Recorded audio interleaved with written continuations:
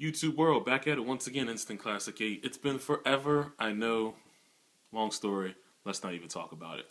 Well, if I want to talk about it, 2012 was just not the greatest as far as wrestling, and I don't really want to talk about it. So that's why I haven't done any videos.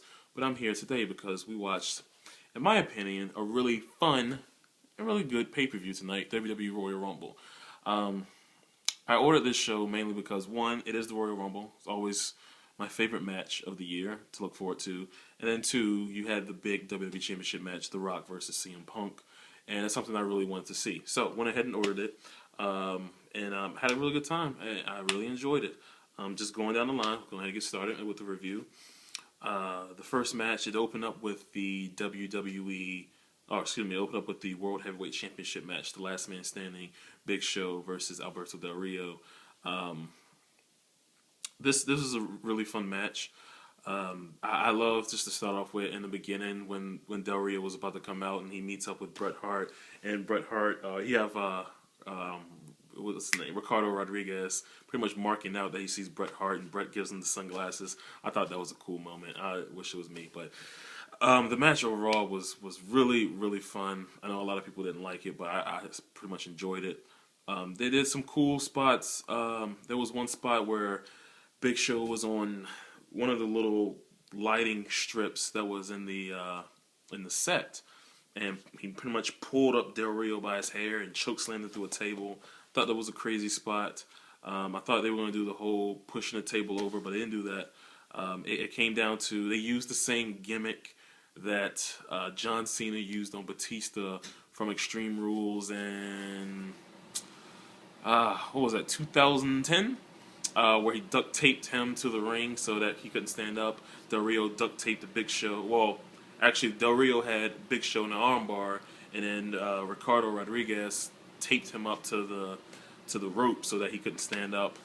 I think it's a decent finish, but I know a lot of people didn't like it. But I thought the match overall was pretty cool. Del Rio's still champion. No really problems with that. Comes down to the WWE Tag Team title match. Team Hell No, Team Hell No of Kane and Dragon, Daniel Bryan versus Team Rhodes Scholars, Cody Rhodes and Damien Sandow. This was an okay tag team match. I thought this would be, I thought it would be a little better when we finally get the title tag match between these two. But it was okay. Kane and Daniel Bryan retain.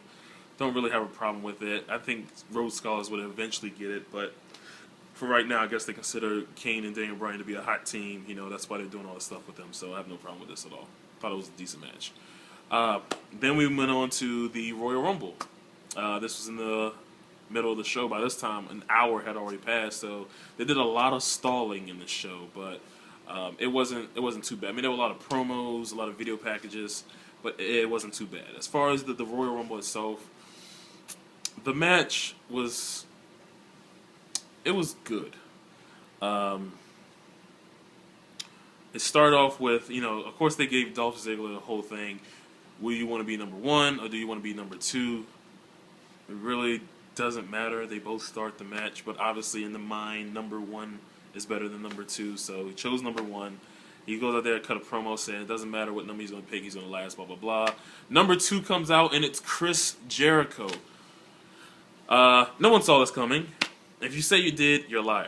But this was a really cool moment. I think the fireworks went off. Jericho's music hits. The lights went down. He came out in the jacket. Cool moment. Really cool moment. Jericho comes out. He's got new tattoos and everything. But for as how long he's lasting in the match, I'm pretty sure that Chris Jericho's back on the roster. We'll see how long. But yeah, that was a cool moment in itself. Other cool moments, you had Goldust returning pretty much to face off with Cody Rhodes. I thought that was a cool moment. You had Kofi Kingston pulling off another awesome spot. It came down to, I don't know if he was the one that eliminated Tensai, but Tensai was someone, he got eliminated, and then Kofi was like on the apron and he couldn't hold his balance, so instead of falling down, he jumped on Tensai's back and then got in the table. He was trying to think of a way to get back onto the ring just because it was too far of a jump. He gets JBL's chair and kind of like pogo sticks, jumps his way back to the ring. He got eliminated like 5 seconds after that, but I thought it was a creative thing. Really cool for them to do that. Um, Santino came in there, was always funny. Um, you had the Godfather come out. Godfather came out with with his girls and everything, and he's dancing. And he starts taking off his glasses and his necklace and his hat. Takes off his jacket, gets in the ring, automatically gets clotheslined over top of the ring. I don't know if they were going for the record or whatnot. I know they didn't break it because the Godfather kind of took his time getting out of the ring. He's an old guy, so. But it was a cool spot. After that, he just kind of shrugs his shoulders, puts his jacket, his glasses, his necklace, his hat back on. His music never stopped during the whole thing, which is really cool. That was a really fun moment. We didn't see too many, I won't say too many big returns, but we didn't really see, other than Jericho, which was a really big return. We didn't see anything. Obviously, there were rumors of this guy could be there, that guy could be there. I was expecting Shelton Benjamin, honestly, to come out. It's not the fact that I'm really saddened that he didn't come out. I don't really care, to be honest with you, but I thought that he would be the one to come out. But it is what it is. Side note, on Twitter, at the Real Classic, a guy that I follow, he started a Royal Rumble pool. It was 10 of us. We all put $5 in, and basically the winner got the money. All the money, $50, and we all each got 3 spots to choose from. Well, we didn't choose, but it was like a random drawing. Our first one that came out was number 3, which is Cody Rhodes. Which, was cool because Cody Rhodes lasted a long time, but we all know Cody Rhodes is not winning the Royal Rumble. The second one I had was number 12, which was Tensai. And I groaned and I bitched and I was upset because I was like, another pick wasted. Tensai ain't doing shit. We ain't seen this dude in like 4 months. Whatever. And then number 19 came out and I was begging. I was hoping for Ryback or Orton. But right before he came out, I was like, give me somebody good. Please let it be Cena. Cena's music comes out, and I get text after text. Everyone's pretty much giving me the win because, I think it was given that Cena was going to win this match coming in here. Of course, we got the big names come out. Sheamus came out. I thought Sheamus did really good in this match. Orton comes out. Ryback's number 30. It basically came down to what you expect. It came down to Sheamus and Orton and Ryback and Cena and Ziggler. And a lot of people are upset that Ziggler got eliminated, but I don't really think they would give Ziggler the Royal Rumble win when he has the briefcase. It's just not logical. Either way, it came down to, like I said, those guys. And, it was pretty much obvious from there. There was a chance they could have gave it to Ryback, but the Ryback main event in WrestleMania is just not... I don't really see that happening. At least not right now. Or ever. Either way... Cena ended up winning, the most obvious thing in the world. It is what it is. It was cool because I got $50 out of it, but Cena winning really just, it's not really needed. Kind of like when he won the Money in the Bank. He won the Money in the Bank last year. It wasn't really needed. He cashed in and lost it. He won Royal Rumble back in 2008, which you can say it wasn't really needed. But that was like a mega surprise that no one saw coming. So I don't really fault them for doing that, even though he cashed it in at No Way Out, which is a different story. But Cena winning, he's going to face the champion at WrestleMania. Whatever. We saw it coming. The main event, the WWE Championship match. CM Punk on day, I think it was 434, I want to say. Maybe a little bit more, maybe less. Defending against The Rock. I thought the match was good. I thought it was good. Rock didn't really, he's really seen any ring rust on Rock. It's pretty much been 10 months since he's wrestled. So no real ring rust. I think he and Punk worked really well together. It came down to Rock trying to give Punk the people's elbow. As soon as he goes for it, lights go out, and you just hear this destruction just going on. And Michael Crow screaming like a little bitch, it's a shield, this and that. You hear Rock go through a table. Of course, they did the triple power bomb on him. You never see the shield, but it was pretty much obvious that the shield came out. Punk sitting there laughing. He's like, I have this.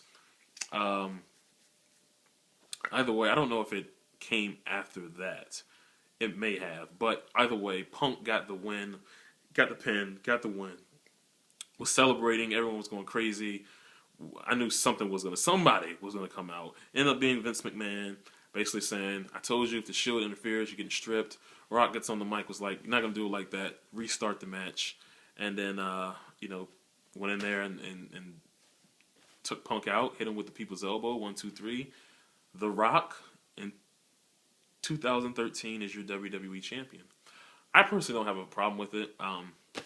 You know, when it comes to WWE, I've gotten to the point where it's just, I mean, this is what they're gonna do. Well, so you're either gonna accept it and watch it, or you're not and just stop watching it. And a lot of people said, "Oh, you shouldn't accept this and that, blah blah blah." I mean, we've been through that before.